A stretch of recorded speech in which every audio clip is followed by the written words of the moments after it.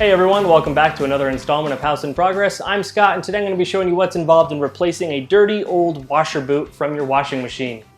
This process is pretty involved, takes quite a bit of time, takes even more patience, and by the end of it, you might be needing a drink. Nonetheless, I'll show you all the steps involved, and we're getting started right now. Alright, so I just wanted to start out by showing you why I'm replacing this washer boot. I ended up buying this machine off of Craigslist used, so it was already somebody else's problem before mine, and over the years it's just gotten worse. You can see all this kind of nasty buildup on it. The boot itself is very kind of firm, and then every time we run a load, water drips down the front here and pools up on the floor, so it's no good. So I went out to Google, typed in the model number of the washing machine, and I ended up coming up with this boot that I found on Amazon, and a couple days later it showed up just like this. So the first step is going to be disconnecting from the power. We're going to be working on the internals of the machine, and we do not want to get messed up inside there, and we don't want to cause any damage to the machine itself. After that, you need to locate the outer spring clamp. This is going to run along the whole boot on the outside of the machine.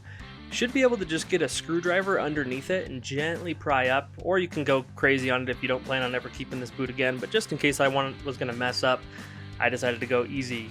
If you use a second tool, that can definitely save your fingertips, as you need to pry this up, and it's got quite a bit of tension on it. The whole thing will just pull out nicely like that once you get the initial tension released, and there's just a spring on this outer band that stretches with some force on it. Now you can just grab the outside edge of the boot, and it should just pull off pretty easily. Just tuck it up inside the washing machine for now. The next step here is to remove that top cover. On mine I had 3 bolts that were holding it in. You can grab a 1/4-inch socket wrench and unscrew all 3 of those. And then the top of the panel should just lift up and lift away, and you can put that off to the side. We won't need it for quite some time. Now to remove the control panel, we need to remove the soap tray. On the back of the tray you can see this little tab. Just push down and the whole thing will slide out and away. And then on the top I have 2 more bolts here. 1/4-inch socket wrench takes those right out. And then just where the soap dispenser came out, I had 1 more screw here, and this one was a T20 Torx bit, so I grabbed my driver and removed that one as well. And once that was off, the whole control panel just kind of popped off. There was some kind of clamps there that were holding it in a little bit, but a little bit of gentle prying and the whole thing just comes off. And I just put it up on top of the machine because I didn't want to deal with removing the wire connectors, and it was going to be well enough out of my way. Now I need to remove the door net latch. There's 2 more T20 Torx screws right here, so remove those, and then you can just kind of push that whole latch mechanism inside the machine. We'll come back to that later on. Okay, so now we're going to start removing all the paneling. To do that, it's going to be much easier if you can prop the machine up on something. Here I'm using 2 scraps of 2x4. You may want somebody's help to lift this machine up. It is quite heavy. And on the bottom of the unit, I have 3 more 1/4-inch bolts, so take the socket and remove all 3 of those once again. And once those bolts are removed, this panel also just pulls right off. A little bit of friction there with the chocks that we put underneath the washing machine, but it does pull off and you can set that aside. We've now revealed 2 more bolts that need to be removed, same 1/4-inch socket to those as well. And then a final 2 bolts on the top here. Something to keep mindful of is these are the only 2 that are still holding this main panel to the machine, so you may want to get an arm underneath it just to keep it propped up, otherwise the whole thing could fall onto your foot or fall onto the floor, and that would not be fun. Once you have those out, this panel should just lift away as well. Okay, now it's time to locate the inner spring clamp. Here you should find a spring clamp that has a Phillips screw on it. In my case, this soap tube was in the way, so I ended up removing this and just pushing it off to the side, and then grabbed a Phillips screwdriver and loosened up that clamp to completely remove it from the machine. Once it's loose, this one's pretty easy to remove. It just lifts up and away, and put that off to the side. We'll be using that again later. One thing to take note of here is the orientation of the existing boot before we completely remove this. You can see I've kind of got this weird flap here, and then the drain plugs are down on the bottom.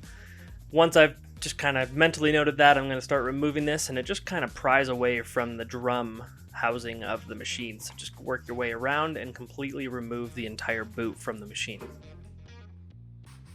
I'd recommend grabbing some rubbing alcohol and just cleaning this machine, or grab some soapy water, whatever you want to do. Get rid of this old gunk. Since we're going to be putting this new boot on, we want to make sure it has a nice seal around the machine, so any dirt and debris could potentially impact that. So just a quick wipe down should fix that. Now, one thing that I located here was the gunk trap, as I'm calling it, and mine was absolutely disgusting. The smells that came out of this thing, I just almost retched right there. Found some screws, found some pennies, some hair bands, all kinds of fun trophies from years of running this washing machine that I didn't know that this needed to be cleaned out. Recommend taking a little bit of time and cleaning this out on your machine because chances are it might need it. Once I screwed that back into place, it was time to continue with the main job at hand. So it's time to start the fun process of reinstalling this boot. On my new boot, you can see I have an up arrow located here, so that helps nicely with the orientation. And now I'm just trying to align it inside of this groove or this outer ring on the washer drum. So you can see I've got an outside groove on the new boot, and basically I'm going to be trying to wrap the boot around this plastic housing. In between the plastic housing and the steel drum is where the boot needs to go. I'd recommend starting at the bottom of the machine. I found that I kept trying to start it at the top and then it kept falling as I would make progress around the machine. Eventually I decided to try it from the bottom and I was no longer fighting gravity and it was much easier to start to install this thing. It should just kind of push into place as you work your way around. You'll feel it really slide in. It does take some time and some patience, so just keep at it and keep working that ring all the way around the drum housing. Do your fingertips hurt yet? I sure hope not, because there's a lot more fun where this is going. We're going to now take the outer edge of the boot and we're going to be stretching it over the final lip here on the plastic housing of the drum. This also takes a little bit of work to gently kind of caress this thing into place and to stretch it around the entire ring of the drum. It just is another one of those things that just takes a little bit of time. Something that I want to mention is that I'd recommend starting in one of these like tighter spots like I have right here where my thumb's at. It's easier to start here than it is to finish here because as you can see I'm really struggling to get a grip on this in this point, and it would have been better to start in this spot and then finish in a spot where I can really get a good grip on it. And once it's done, you can see this is more of that flush edge with the stainless steel drum of the washing machine itself. The boot is pretty much flush with that surface, and that is what you're looking for a final product. Now it's time to reinstall the inner spring clamp. This is pretty easy. It just lines up around the outside edge of the boot here. So you'll notice there's a pretty nice groove for it. It just fits right into place. But one thing to notice as you're going around here, you can see I kind of have it wrapped around the wrong spot here. It wrapped around the outside as I was putting it on. You definitely want to fix this before you tighten this clamp. Otherwise, you're going to have an improper seal and that could potentially lead to leaking down the road. So just use a screwdriver gently, try not to puncture the boot, and fix the spring so that it goes correctly into the groove. Alright, last step is now to tighten up this spring. Grab your Phillips screwdriver and just tighten it up as tight as you can. I noticed at a certain point I was feeling like it was just slipping. That's the point that I decided to stop at. And if you remove the soap feed hose, go ahead and put that back into the drum at this point. We are about to start buttoning this stuff back up so that can be put right back into place.